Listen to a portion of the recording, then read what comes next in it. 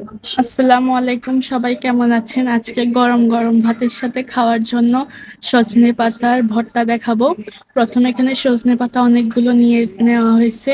ওগুলোকে ডাটা থেকে ছাড়িয়ে ভালো করে ধুয়ে এখানে অর্ধেক দিয়ে গুঁড়ো বানানো হবে। সকালে খালি পেটে খেলে কিন্তু মানে ভালো হয় শরীরের জন্য।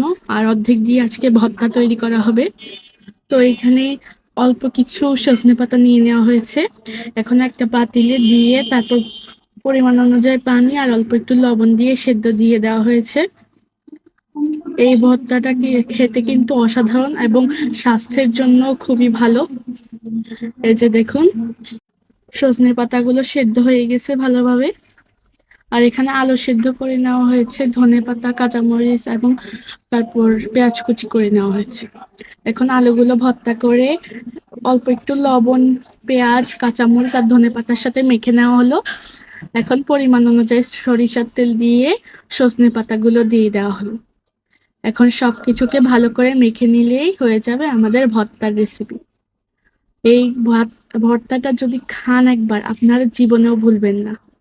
তো আজ এ পর্যন্ত। সজনে পাতার ভর্তার রেসিপিটা যদি ভালো লেগে থাকে অবশ্যই লাইক, কমেন্ট এবং শেয়ার করে দেবেন। আজ এ পর্যন্ত। আল্লাহ হাফিজ।